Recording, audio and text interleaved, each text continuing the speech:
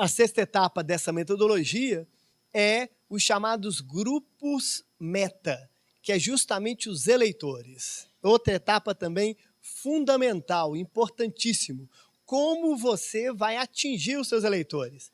Então, as 3 primeiras etapas, você consolidou a sua candidatura. Na quarta etapa, você fez um diagnóstico da sua situação. Na quinta e na sexta, vocês já colocaram a questão das propostas, a questão da carta compromisso. E agora você, com tudo isso, já com as propostas, você tem que pegar aquela pessoa que vai te eleger, que é justamente o eleitor. E aqui é outro grande erro que acontece com muitas candidaturas. As pessoas saem para buscar os eleitores de qualquer jeito, sem nenhum critério, não faz um mapa de onde que está o seu eleitorado. Às vezes ele tem excelentes propostas, tem uma disposição incrível de trabalho, mas não consegue fazer com que essa proposta sensibilize aquela pessoa que pode votar nesse candidato. Então, saber atingir o seu eleitor é fundamental. E nunca se esqueçam daquilo que eu falei antes, daqueles 3 verbos. Você tem que fazer com que o eleitor te conheça, ele tem que gostar de você, mas mais do que isso, ele tem que confiar em você. A metodologia propõe uma classificação dos eleitores em 4 grupos. A metodologia apresenta 4 grupos. O primeiro grupo são os chamados divisão de eleitores por objetivos formais. Então, aquela divisão clássica, você pode pegar a sua base eleitoral e dividir em homens e mulheres, dividir de acordo com o grau de instrução, idade, jovens, adultos, idosos, pode dividir geograficamente, por área. Essa é uma divisão clássica.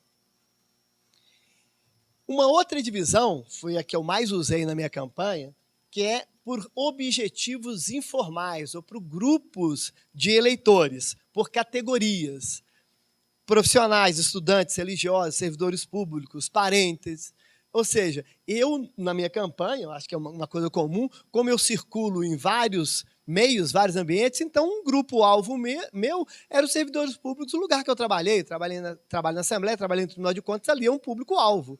Um outro público-alvo, a igreja que eu frequento, eu vou todo domingo ao culto, sou muito participativo, então ali era um outro grupo-alvo. Um outro grupo-alvo, meus ex-alunos, eu dou aula há 26 anos em faculdade, então eu já tinha mapeado aquele outro grupo-alvo. Outro grupo-alvo são os parentes e amigos, então já tinha todo. Agora, eu fiz um mapeamento extenso. E isso é fundamental. Para algumas pessoas que eu tenho conversado, algumas pessoas já me procuraram da própria rede, né?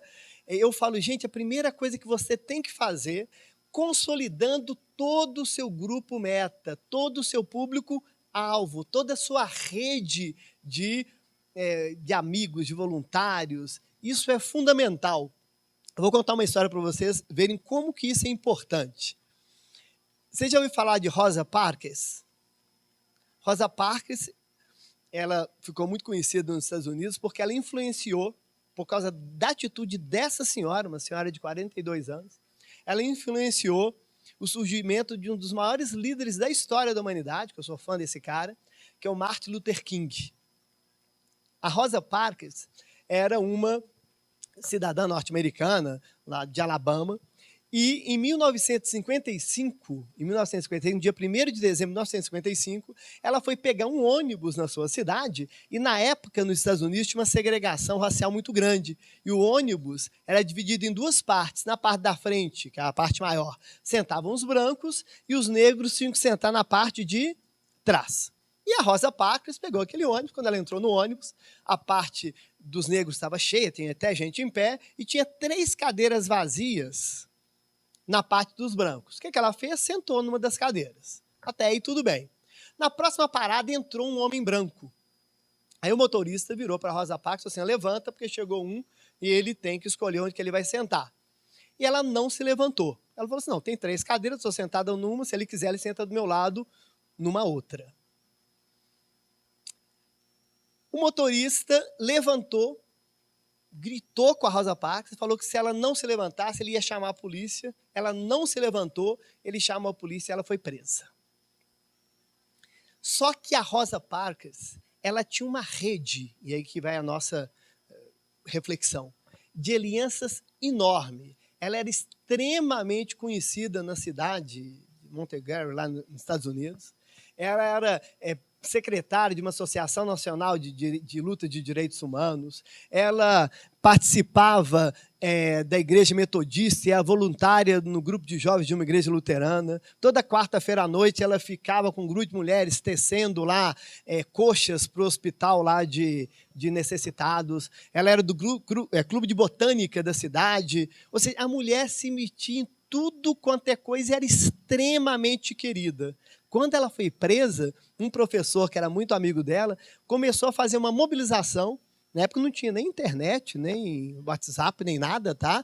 Ele imprimiu lá na cidade, lá no mimeógrafo, não sei se alguém já ouviu falar no tal de mimeógrafo, né? O pessoal mais experiente conhece, um manifesto. Aquilo no dia seguinte circulou em toda a cidade e um deles teve uma ideia, esse professor, de convidar um jovem pastor de 26 anos, Martin Luther King, da Igreja Batista, que tinha uma influência muito grande, uma oratória muito boa, para ele encampar esse movimento. No primeiro momento, Martin Luther King não quis, mas essa pessoa foi muito insistente, procurou um amigo em comum e convenceram o Martin Luther King a entrar na briga.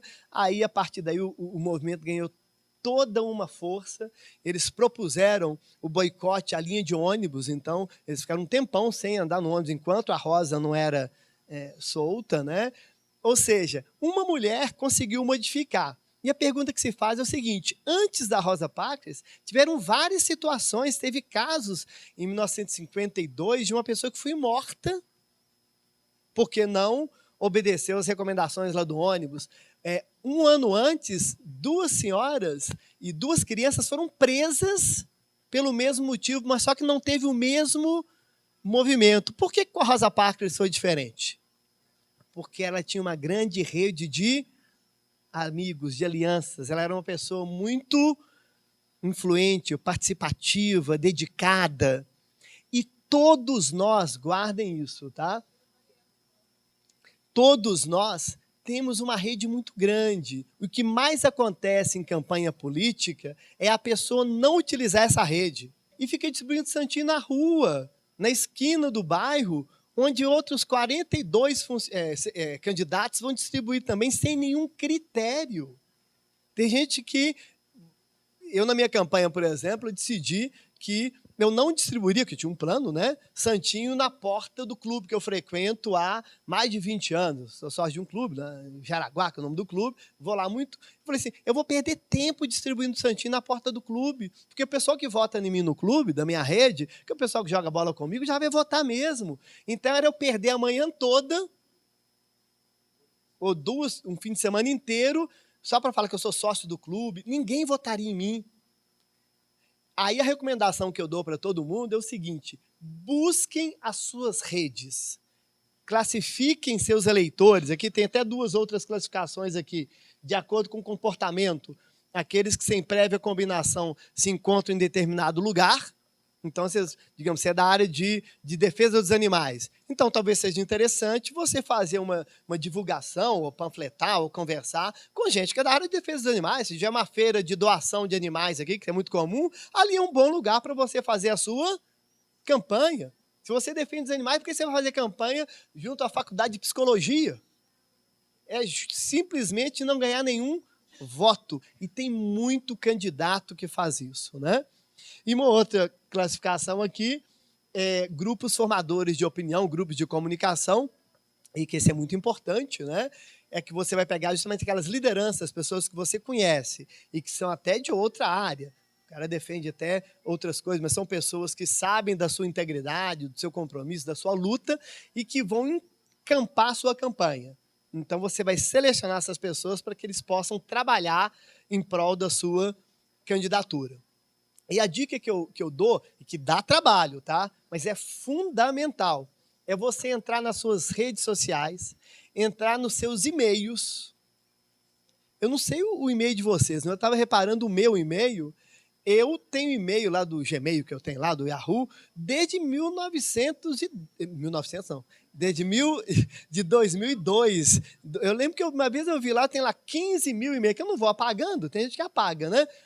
Mas é muito mais produtivo, vejam se vocês concordam comigo, é muito mais produtivo eu resgatar um e-mail de 2007 de um conhecido meu que fiz uma viagem de férias, um pacote desse lá para Porto Seguro, e que foi muito legal, foi uma semana muito agradável, a gente faz amizade, troca o e-mail, troca o contato, aí depois nunca mais se fala, mas eu tenho muito mais chance de ganhar o voto daquele moço que falar assim, ô fulano de tal, você lembra que fez aquela viagem 10 anos atrás, agora eu sou candidato e tal, do que eu procurar um voto solto numa esquina qualquer. Então, uma recomendação que eu dou, e que eu fiz isso na minha campanha, eu acho que isso aí foi muito exitoso, né? Eu avalio dessa forma, que eu fiquei um tempão lembrando do marceneiro que fez o armário do meu irmão, e que o cara era bacana toda a vida, e que ele sabe quem eu sou, ia lembrar, falou, ô Amélio, esse é um caso real, o Amélio, e ele votou em mim. Sou irmão do Amaro, você foi, papapá, foi um cara bacana, e ele votou em mim, porque o Amélio já tinha uma certa... Então, não se esqueçam daquele que vai te ajudar a ter uma boa performance, que é o eleitor.